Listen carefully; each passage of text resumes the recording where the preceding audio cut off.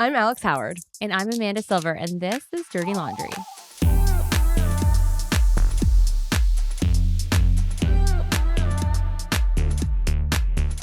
I was feeling a little bit nasally. I just got over a cold. Oh. It's the first time I actually stood up a client. Really? Just completely forgot all about them. Oh, like yeah, forgot. Like went to sleep that's the worst Friday feeling. and woke up Sunday. Like missed an entire day of my life. I was so ill. Tell me more about this. Yeah. When was this? Not even drug induced. Literal like fever dreams. Wait, that you went to bed this past on weekend. Yeah. What day are we at? Today's Thursday. I'm not contagious anymore. I usually follow I usually get it after you. Meeting like the week before. Remember, you were sick, then I was sick. Yeah. So maybe I'm contagious. Maybe you're a bit. We should stop sharing our mic condoms. My God.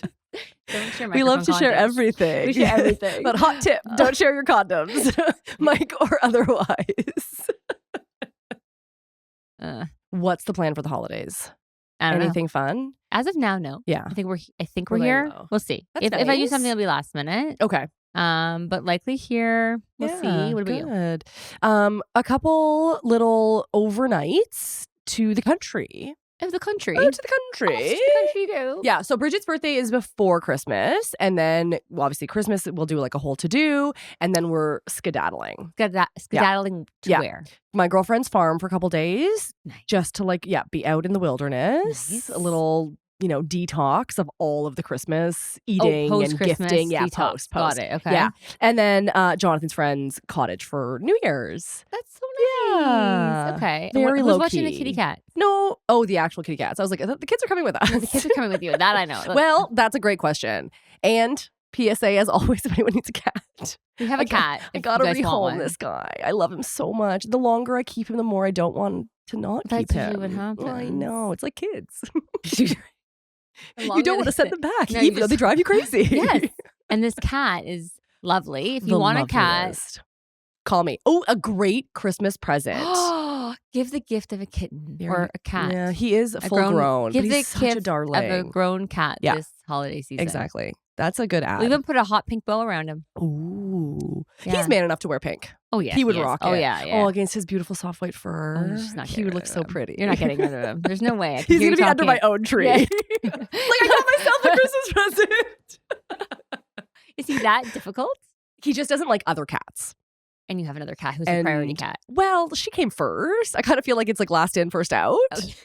There's seniority. Also, he's only one. And like, am I prepared for 20 more years when I'm going to be an empty nester in 6? see, I don't see parenting in that way. Oh, I fucking do. No. See ya. No, I Go, don't. No. go to university. No, go they come back. travel. No, come back. Sure, they'll Hey, come back. back. And I No. will want them to. Stay home as long as possible. No. Yes, stay Go home. Stay experience the world. Stay home. Send me a bill. No, stay home. Stay home with your mom. And see, this is why different parenting styles are wonderful. Yeah. Even in divorce. Yeah. They're going to be great whether they stay at home or they go abroad. Yeah. And at the end of the day, they'll decide for themselves. I mean, I might go with them, but I always threaten my daughter. I'm like, at residence, I will be there. Oh, University this is res. giving a Lorelai Gilmore. I want to go Yeah. to res with And her. she's I'm just like, like, it's I gonna be so wanna much do fun. it. I'm like, Mom never got to do it. I never got to do res. I stayed at home. I never got to experience See, it. this is why you can't make them stay at home. No. I don't mean stay at home like don't go away to university. I just mean Okay. like have a place, have a room. Yeah. Come home on the weekends. Yes. Or with your laundry. Listen, I'm not like, converting that's their what I mean. rooms to like the yeah, gym. Yeah. some Like people come do. home or like after university, move back home for a couple years. Maybe. Couple years? don't Like maybe know. for the summer? No, but Get like your think about it. If feet. they're done at university when you're like 24, it's so young. Yeah. Who knows about their life at I 24? know. Like who can actually move out at that age? Well, that's the thing. Nobody can afford Nobody it. can. Nobody can so it's afford like it. work, live at home for a little Yeah, bit, save figure out some your money. life. Yeah, and then I actually really like, I don't know if we've talked about this before, but charging rent to your kids, but you actually just squirrel it away for them. huh. And then when they're ready to leave, you're like, here is this chunk of money that you have essentially been saving. Interesting. Because I want them to have the accountability. If you have a job, you should be compensating for, room and food. But I don't actually want my kids' money. I want to set them up for success. But if they're in their 20s, Yeah. I would hope, and they're they're going through school or they're finished their schooling. I would hope that you have raised them to be responsible enough that they're going to make their own savings. and save. Yeah. You know, they make money, they put it away to save it. Yeah. I would hope that. I know. I would hope Especially too. if they have a goal, which is I want to get my own place. Right. Yeah, as my dad always said, hope is not a strategy. So instead, I'll do forced savings if they're going to live at home. Fine, fair. Each their own. But mine are all ready to move in here, so I don't. Oh my god, I'm happy to have them. You can take them. We'll do a child swap. Oh my god, no, you'll just no, take my them kids all. will. Yeah, they would never. I'll take them all. Take them all. More rules? Yeah. No.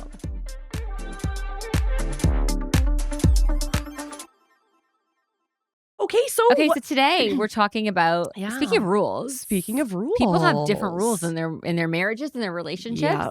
As a single lady, I have encountered single ladies. What have you encountered? Okay, yeah, tell me. I've encountered this online where it's like you get a. I've said this before on the show in previous seasons. It happens so frequently. Yeah, it happens. Or people message you of the opposite sex, and you're like, "Are you married? Are you single? Are you like why are you messaging me? Like what is behind that?" And so we're talking today about micro-betrayals, where it's like they're not actually cheating, but they're doing little things. Usually it's online activity where they're messaging another girl, let's just say in a heteronormative relationship, man messaging, and we say him because statistically it's men who do this more. Interesting. Surprise, surprise. We always try to be so neutral. We're like, we're back it up with our stats. You know, we're not being, we're not being anti-men here. It's just the stats are the stats. Yes. So yes, where was I going with this? That where they're not actually in the act of cheating, right, in the typical traditional sense, but they are having side conversations with women online. Yeah, and so some might say this is like the precursor to cheating. It is. Sometimes it's a precursor, or sometimes it's just always there, and it doesn't actually go further. It stays in the micro there because it's filling a need. It's filling a need, and we'll talk about the why. Yeah. It's filling a need for these men and why they're doing it, and they may never go past. Yeah. But the question is forget about the going past. Okay, so we know that's cheating, right? The question is the micro-betrayal, all these little actions, is that cheating too? Is that divorce worthy? Is it divorce worthy? It's such a good question because we often talk about emotional cheating versus physical cheating, a one-night stand versus an ongoing relationship. I feel like what I'm curious about is like, why do we have to set up all of these, let's say, categories or labels, or versus just if you're searching for something to fill a need in your relationship and you're not turning towards your partner, but you're turning outside. There's a problem. Like, I guess what I'm trying to say is however you slice the pie, there's a problem. And so maybe the focus should be, and we're like, I want to get obviously into this whole topic because I think it's really fascinating, but maybe maybe there should be less time spent on sorting out labels and categories and more time going like, oh, I'm sending these emojis or I'm reaching out to people online. I wonder why. But you have to have the awareness, the self-awareness. Yeah. You're like, oh, I wonder but most people don't. No, I wonder what need is not being met in my life and in my relationship or with myself and my insecurities. It's just like, oh, there's a pretty girl. I'm going to message her or like her. So it's not thought out at all. I don't think it's so. It's using the other brain. Yeah. Right? Like it's making choices purely from your penis and not from your actual. I just don't get. The mic is going up. He's raising the mic. I just don't. I'm hearing this conversation. Yes. I just do not understand how men have the cojones to do that. Like that's insane. They do. Like, I've seen it. Do you think my girlfriend would not find out? Like she's gonna find out. And then what? So and then you're putting yourself through hell. That's what you're doing. Right. So you're saying, what's the point? Is it even worth it? Yeah, just like I don't understand. Like these guys. Like I wish I was like bullish like that on life in general. Where it's like I don't think about consequences. I just do whatever the fuck I want. Right. I think in a healthy relationship, you're like, that would never fucking fly. Yeah. I wouldn't even think about doing that because you know how betrayed your partner would feel. right? So you couldn't even imagine betraying them in that way. But I'm interested that you say, okay, amazing that they have the audacity to do that because it's inevitable that they're going to be caught. I'm saying, why the fuck are you doing it in the first place? Like, being caught should not be the reason to not do it. Isn't that why people make decisions in general? Out of just fear of being... I think a lot of people do. But to me, like, that's heartbreaking. Because you're in a morality position, which is ethically this is wrong. Morally, this is wrong. You believe in commitment and monogamy and loyalty and all those things. A lot of people don't. Or they just think, I'm not cheating. So it's not... It doesn't count. Yeah. It's not cheating. Yeah. Yeah, I don't know. I guess it's... You know what it give? You know what it No. I just feel like the motivation is wrong. Yeah, for why? Or the deterrent is wrong. Well, there's no good reason for it. Well, you get a dopamine hit. Why. Okay, let's talk about the why. Because you're going to get an ego boost. You're going to feel good. You're going to interact with somebody. It's a little bit scandalous. Like, is it like it's it's a quiet rebellion where you're like, you're angry with your partner. So you're like, you know what?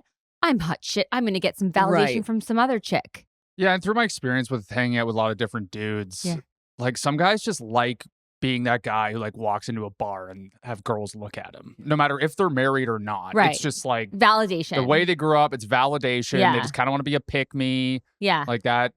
I feel like some dudes just like being validated that they're like attractive. Their egos need it to feel I think we all need it. I think we all like to get dressed up and go out and be looked at, whether by women, by men. Like I always say how women dress for women and right. Like we want attention. It's peacocking of whatever kind. I don't think I just wonder if it's that thought out or if it's literally just I've regressed into whatever. I'm not even thinking. I'm just acting because this is what I need in this moment. But in my experience, when these men have been called out, because I called them out. Okay, so let's talk about that for a minute. Call them out how? Like I'll be like, I'm so what's your story? Like, are you single? Like, because I'm not here for this. Okay. You want a girl to a side piece? It ain't me. And so I'm just like, are you like why are the fire emojis and the hearts and the coming through? Like, are you single? Like, what is your story? No, I have a girlfriend. Or no, I'm married. I'm like, then like, that's the end of the conversation.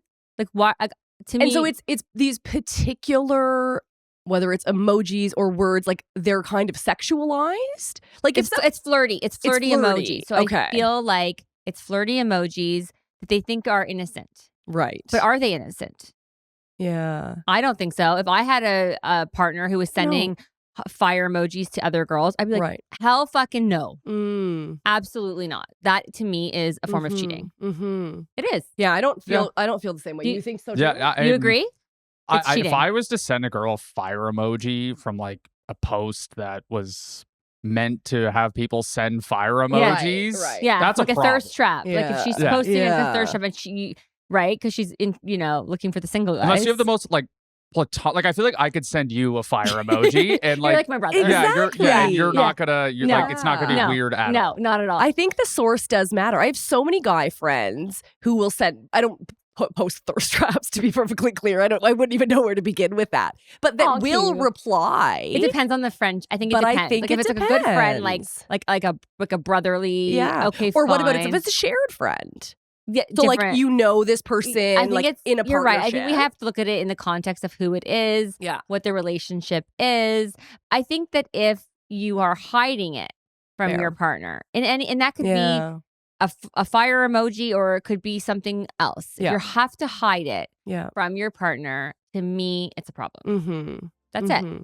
Right? Unless you're picking out a ring. Yeah. Or a Christmas present or doing something special for them that you want to surprise them. Right. I feel like transparency is so important. Yeah.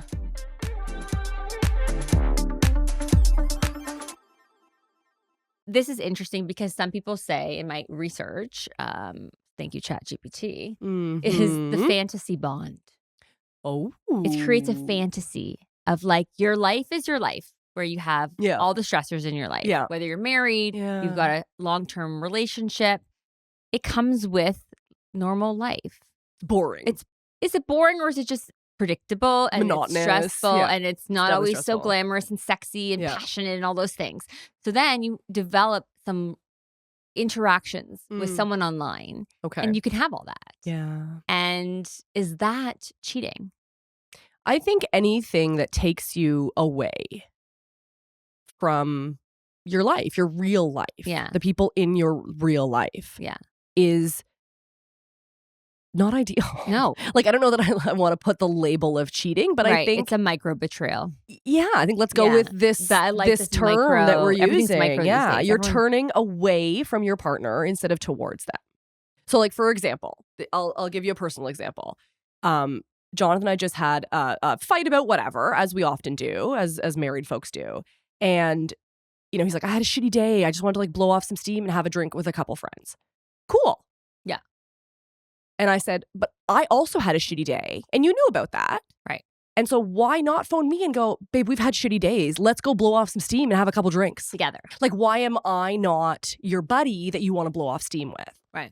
So, and anyways, we're exploring that. There's no real answers, but I think in that moment, I felt really hurt and potentially betrayed. Right. That you want to blow off steam, feel whatever, numb yourself. Again, escape from also me. You. And that made you exactly. hurt. And our life together, the life that we have built, our family, our home, is stressful. Yeah. And so I understand, and I'm not mad in terms of like, oh, you betrayed me, you cheated on me. I am hurt, but I'm also cognizant that I am part of the stress. Like that part is so... You can't separate yourself. Yes, you have a good relationship and yes, you want to. But our stress is entwined. It is intertwined because of your nature of your relationship. Yeah. And is it so terrible? Yeah. On, you know, to play devil's advocate here. Yeah. Is it so terrible to want to have a healthy escape sometimes? Mm-hmm. Healthy escape as in, he's not with another woman. He's with a friend. It's very much innocent. I actually don't care if it's another woman. Okay, if a friend is a friend is a friend. No, I don't mean like I meant like another. Oh, no, like yeah. Okay. Yeah, but like sometimes like do you never just want to just like, okay, I just need a break from my life and I'm going to go and hang out with friends that have nothing to do with my life? Exactly. It just I don't know. So. And you want to tune out like all the noise that's in your life and you just want to hang out with people that are not associated with your life. And ultimately, that's where I got to. Where it wasn't against you. It was not a you thing. It wasn't like and I made it about me because we all do. We all make everything about ourselves. And it had nothing to do with me, but at the same time, it had everything to do with me. Nothing but everything. And so that's kind of the tricky bit. So I can also understand people again turning away from their partners, as you said, this fantasy. It's just like you don't know all of my shit, all my home shit. You're right. You're able to have that. A clean slate with somebody outside of my home stress. Yeah. And my partner is my home stress. Is too intertwined to that. Yeah. It kind of reminds me of when we interviewed Danielle of Openly Committed, and she was talking about the fact that, you know, she's got a great relationship with her husband and they have their children, but she wants to just go vacation with some other dude. And he wants to go out for dinner with some other gal. And you get to leave reality. Yes. And just escape into this fantasy. And so for them, they have all these rules and established, you know, guidelines for how they're going to do that. And I think for other folks, there are no rules. No. And so it ends up being sneaky. Yes. And so maybe there's something to be said about being as open with your communication. As they are, but not necessarily with, you know. With their sexy parts. Right. Right? Because if he had said to me, communicating. If he had said to me, babe, I had a stressful day. I want to go blow off some steam with some buddies. You are a part of my stress. I'd have been like, ouch, that fucking hurts more. So how do you navigate that? Without offending or betraying your partner. Without hurting your partner. So often I think the easiest, and this is my guess why people sneak, is because like, oh, what they don't know won't hurt them. By having to have that conversation, does it ruin the fantasy life if you have permission? I wonder how many people in relationships would be willing to share their DM with their partner. I would happily do it.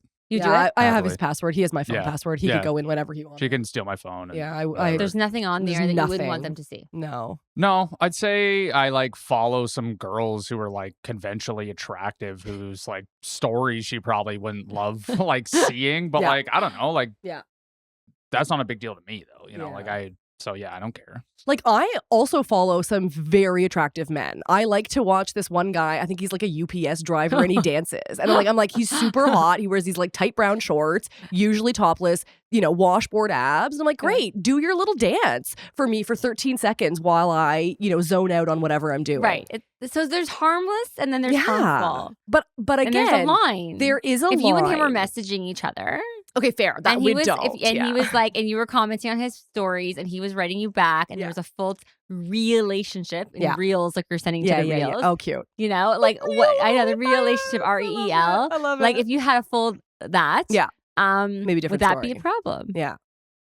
For some people it is and some people it's not. This is the most gray area conversation of all time. But isn't divorce gray? Everyone it's not always cut and dry. Has a different relationship. Like Danielle, you just mentioned, and you and me, and like it's just I don't know. It depends on maybe your partner's just like really jealous. So well, that's exactly it. Something like doesn't seem like a big deal to someone else. It's a big deal to them. So I don't know. It's just like everyone's relationship is so different, and it's such a gray area. And I dated somebody with extreme jealousy and trust issues, and I was like, oh, this is a hard no for me. I couldn't. I felt like I actually started lying about stuff. To cover up things that I didn't need to lie about, just to save them from being upset. Because if I would say, because this is university, like I've been married forever, so like let's just take it down a notch. But like 25 years ago, I'm gonna go study at the library with Tom. Yeah, and he would lose his fucking marbles because you're with another. So then guy. I'd be like, I'm gonna go study at the library with Jen, even though I'm actually lying to cover up an innocent something because it's going to cause more chaos and trouble for me at home. Again, ultimately, that relationship did not work out. Yeah. My point is, when I then met my husband, I was like, oh, you're so trusting. You have not a jealous bone in your body. Yeah. I now feel safe here. Now you feel safe. And so I think, yes, to Ryan's point, everyone has a different relationship, a different dynamic, different trust levels, different, baggage, childhood experiences, blah, blah, blah. So do we come back to, well, then have that fucking conversation? Because I don't think people realize all these things until it's already happened. And then they're like, wait, but I didn't like that. I think that's cheating. Well, we didn't have a discussion about it. Exactly. You didn't tell me that. You didn't tell me that this was a problem. Do you need to tell? I know, but it's just like it's the chicken or the egg. I know, back it's to the gray area. What do you do first? So it's like have a conversation about like proper social media protocol. I'm trying to think of like my own situation. Yeah, tell us. It's like, hey, if you're in the city and you have like a group of people you interact with, I think if you're like messaging those people similar in age and like similar location and you're kind of in the same part of life, I think that's a problem. To me, if you're like DMing a girl that you guys like both know and it's like kind of, and you're making like comments and you like think they're attractive, I think that's a problem. But like for me, it's like, we can watch The Housewives together and I can openly admit that I find this one older woman very attractive. So you're talking about the accessibility, I think. Yeah. Because, and I agree with you. I think watching a story of a housewife or someone who's like on Dancing with the Stars or someone who you would never actually interact with, a celeb or a public figure, more innocent. But interacting with someone who you might see at Starbucks or you might cross over in your social circles on a side note, then you're getting into... Because it's actually attainable. Yeah. Cheaty territory. Yeah. Interesting. That's kind of where I toe the line. Yeah. It's like, stay away from the people like in your community or in your city. But like if I'm watching The Real Housewives of Miami, I find Alexia extremely attractive. So I will say something. I'll be like, I think she's good looking. Kind of like warm up that way. See, but I think that's healthy. I think that's fine. This is a good-looking woman. I think it's weird if your partner doesn't find like other people attractive. Agreed. Or won't admit it. Or won't admit it. It's that they won't admit it. Yeah, like that's you weird. can literally look at Jason Momoa and be like, this guy's so attractive. I'd be like, I totally agree. Yeah, you should be able to say that. Like, look how hot she is, or look how hot he is. Yes. Or like, wow, like they've got a great body, or like they're whatever. Like, you should be able to have those conversations and not feel like, you find them attractive? How dare you look at another woman? Like, that's ridiculous. And I think it's actually a beautiful way to find out what your partner values and finds attractive, right? Like, we always joke about, my very vanilla things that I find attractive. But like, we're watching some show and the dude's like, oh, I just started therapy and I've come to this. And I'm like, you're such a fucking panty dropper. Now we're talking. Panty dropper when he tells you he's in therapy. Yeah, like, so I think if you can say, oh yes, I really like this person's body, and you know your partner is never going to have that body, that's also really hard. Yeah, you're right. Because then are you saying, but your body's hideous but like to me? if you're looking at like a celebrity, like you're looking at like, I don't know, one of the Hemsworths or like a Victoria's Secret model, you could say they look beautiful or they, you know, like you can say that. I do agree with that. If Thank you you. find I like a man's if perspective. you find another woman who looks nothing like your partner, like attractive and like there's different features and stuff, I could see that kind of be taken like the wrong way. So like if she's large in the chest and your partner's not, right? Or something else, yeah. And you're like, oh, she's hot, right?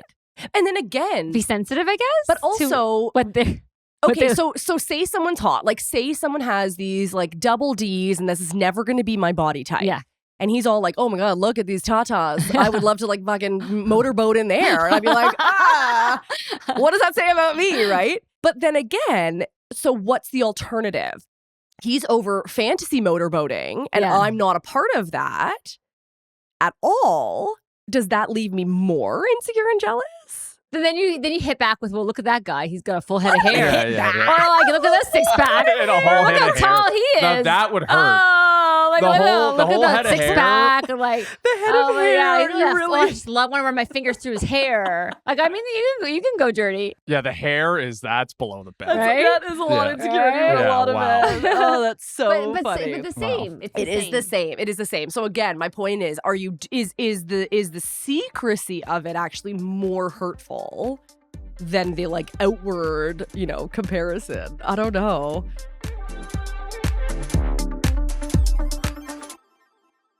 Okay, here's the thing. I think it's really important to maybe separate strangers versus your ex. What happens when you're following your ex? What happens when we're in a whole other animal now? That's what I mean, right? Oh, we're like you keep so there are situations where you might get a message from an ex-boyfriend. Exactly. Or maybe not an ex-husband. There's Who cares? Whatever, an ex. An ex. Maybe it was a one-night stand. Doesn't matter. Reaching out to someone who you've been previously involved in. Yep. Having a relationship with them. Well, that goes to, can you stay friends with your ex? I think you can. Can you in a new relationship? Yeah, I think you can. I mean, I think so too. I think when you get to, I think, when you're an adult, in a real adult relationship, I have no problem. I'm friendly with so many of my ex-boyfriends. Right. I'm not going out with them for coffee. But are new boyfriends threatened by that?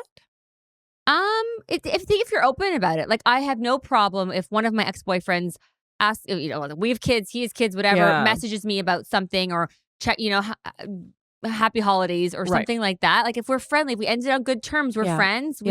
We're important to each other. We cared about each other's families and lives. I don't think that's so terrible. No. I don't think that means that you're starting up something with an ex. Like, I don't think unless that's so how much time are you spending? I think, and again, this goes back to the whole idea of maybe you do need some ground rules in your relationship before it leads to divorce. But if you are now, if your ex reached out to you and was like, oh, hey, happy holidays. You're like, oh, cool, thanks. How are the kids? Yeah. Oh, good. Yours, great. Oh, what are you up to? I noticed you're spending a lot of time Pilates. You look great. Oh, thanks. Yeah, I've been working hard.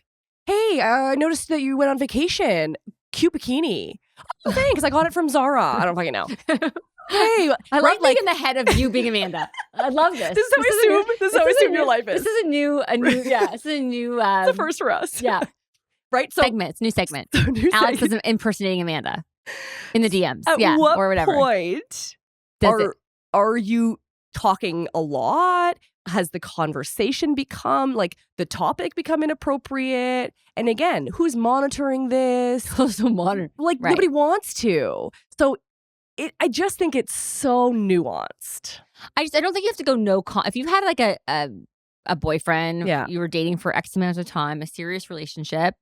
I don't think it's that you never speak to each other again. I think that's kind of juvenile. I feel like, what if they had a question, their friend's going through a divorce, and they message me and be like, listen, I have some questions. Right. Do you mind answering them? Like, this is your expertise. Or if they're an accountant and I had a tax question, but okay, sure. And be like, hey, I have a question about my taxes. Can you help me out? Like, I think there's that. Definitely. That's okay. That seems very I think that's innocent. okay. Agreed. I'm just gonna ask my ex-boyfriend because this is what he does for a living. Yes. I think that's okay.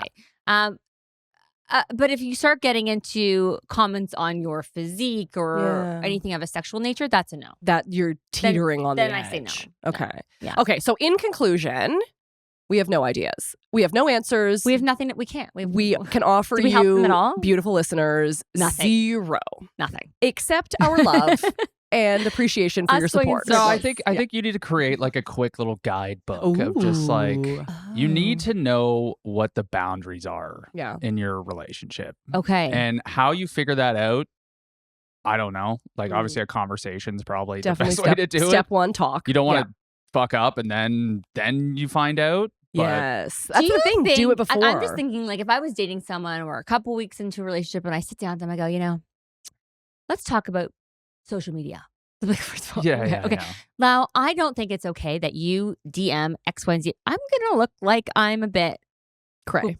A bit cray. It's going to come off as cray. Yeah. That's controlling. I don't think you should DM any women that you know that you might have access to. Like, that's crazy. I mean, maybe 2 weeks in is too quick. But like, how does that conversation, like we talk about, you should have an open conversation, but how does that actually happen without one person looking It's a very good point. A bit cray? I think I would sit down. Okay. And I would say, listen, we both love to be on social media. Yeah. We both have really good relationships with our exes. Yeah. We're about to move in together. Okay. I think let's have some maybe ground rules and like let's have some understanding about what is appropriate and what isn't. So for example, if I knew you were texting with your ex-girlfriend and sending back and forth nudes, I'd have a problem with that.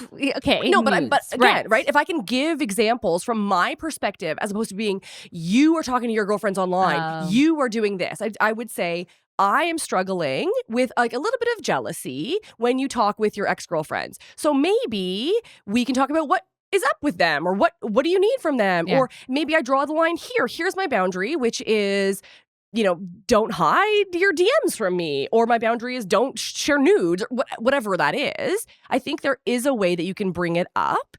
And I think you can still validate the other person's need to talk. Why do you want to talk to your exes? What do you get from if you're a true adult and you have emotional regulation and some self-awareness for you to say... But a lot of people don't. But I do think that you can approach it in a way that's not accusatory, that's not judgmental, but rather... I think you're Pollyanna about this. She's so Pollyanna. Are you getting Pollyanna? He doesn't know what Pollyanna is because he's too young. Pollyanna is like, everything's roses and kumbaya and like let's just have a conversation about our emotional regulation and what is important to us. Like, is that real life? I guess not. I don't know, but that's pushing I think you just have to slowly push a boundary. So having that conversation is just like pushing it a little bit, and then you'll find out right then and there. Like, that's one big part of your relationship. You'll find out right then and there how they handle that, how you handle that, how that interaction goes. Yeah. Like maybe that conversation leads you to be like, this person isn't for me. If they can't talk about this. Okay. Exactly.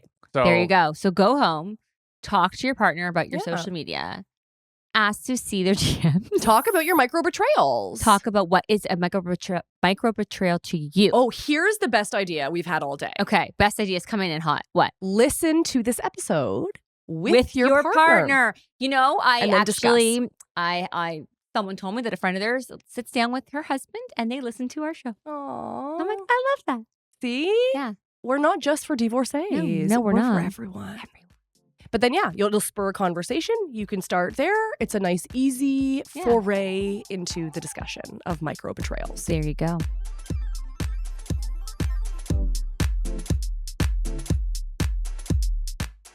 This episode was written and created by Alex Howard and Amanda Silver. Produced, edited, and engineered by RTF Productions. Make sure to rate and review our show if you loved it, and give us a follow on Apple Podcasts, Spotify, or wherever you stream your podcast to stay up to date on all upcoming episodes. Thanks for listening, and go easy on us. We're not your ex.